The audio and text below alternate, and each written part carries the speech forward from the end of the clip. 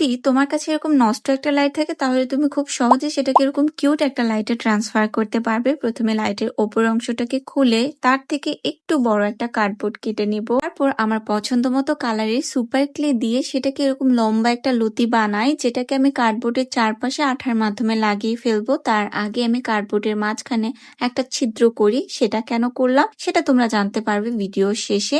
ততক্ষণে আমি লাইটের ওপরের অংশে হ্যালো কিটি এসের ডিটেলসটা এঁকে ফেলবো কালারের মাধ্যমে, আর কানটা বানাবো সুপার ক্লে এর মাধ্যমে, যেটাকে আমি আঠার মাধ্যমে উপরে লাগাই। আর এই তো আমার লাইটটা একদম রেডি হয়ে গেছে, জাস্ট এটাকে টেস্ট করার পালা। কিন্তু আমার কাছে বর্তমানে কোনো ফেরি লাইট বা ক্যান্ডেল লাইট ছিল না, যার জন্য ওই যে একটা ছিদ্র করেছিলাম ওইটার মধ্যে আমার মোবাইলের ফ্ল্যাশ লাইট জ্বালিয়ে আমি লাইটটাকে টেস্ট করি। আর এটার ফাইনাল লুক অনেক সুন্দর আসছিল, আর দেখে মনেই হচ্ছিল না যে এটা আমি হাতে বানাইছি। তো যাই হোক, আজকের আইডিয়াটা তোমাদের কেমন লাগলো কমেন্টে জানাও। ভিডিও ভালো লেগে থাকলে লাইক করতে ভুলবে না। এমন আরো ইজি ক্রাফটের ভিডিও দেখতে চ্যানেল সাবস্ক্রাইব করে সাথেই থাকবে। টাটা।